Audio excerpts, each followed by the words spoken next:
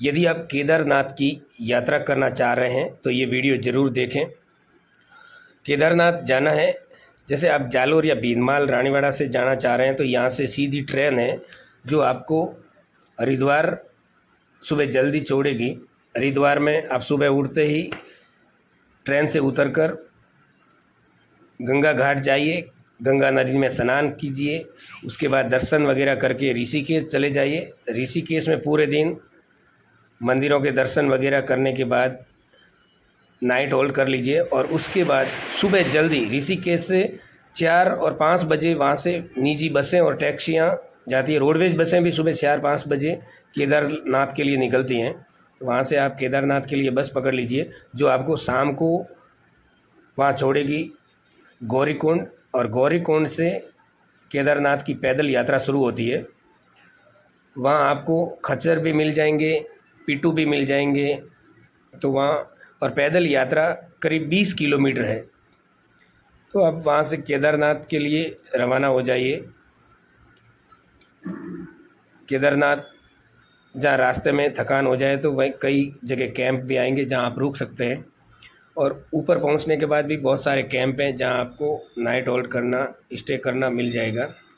उसके बाद सुबह जल्दी उठकर नहा धो के केदारनाथ के दर्शन करिए, और यदि ज़्यादा भीड़ है, लाइन में नहीं लगना है, तो वहाँ पर वीआईपी दर्शन के लिए एक खिड़की है जहाँ से आपको रसीद कटवानी होगी।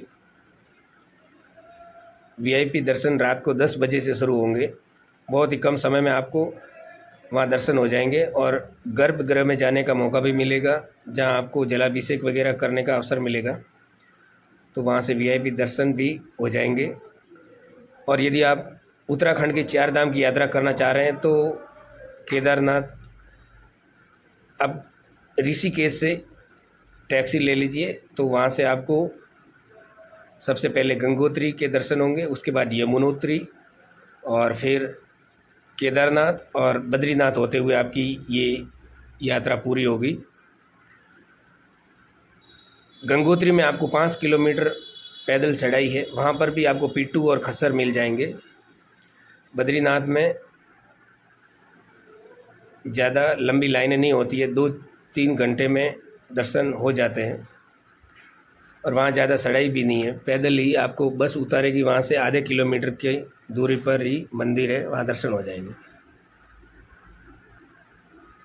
बद्रीनाथ और यमुनोत्री में सीधी बस जाती है, वहाँ आपको कई लाइन में और पैदल यात्रा करने की ज़रूरत नहीं है।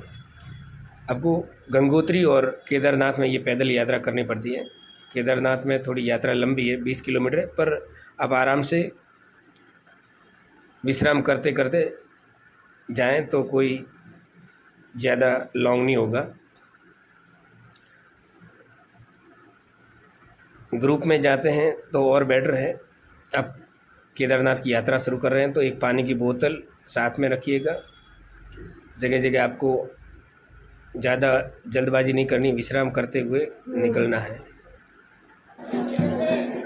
और हाँ, केदारनाथ जा रहे हैं तो वहाँ पूरा बर्फीला इलाका है, वहाँ ठंड ज़्यादा है, तो आप एक जैकेट साथ में ज़रूर लेके जाएं।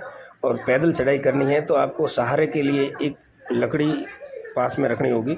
हालांकि वहाँ सब जैकेट वगैरह ऊनी कपड़े मिल जाते हैं, रेनकोट भी मिल जाता है और लकड़ी भी आपको मिल जाती है, लेकिन यात्रा शुरू करने से पहले वहाँ से वो लकड़ी ज़रूर लें, क्योंकि वो सहारे के लिए रास्ते में बहुत ज़रूरी है। आपको उससे बहुत बड़ा सहयोग मिलता है।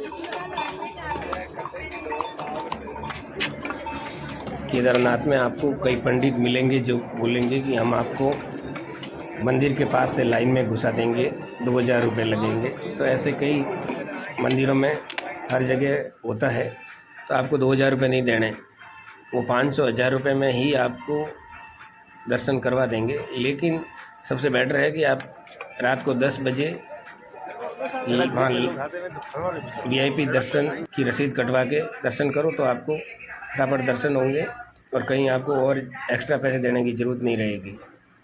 वहाँ VIP के 500 रुपये की ही रसीद है, तो आप आराम से वहाँ दर्शन कर सकते हैं।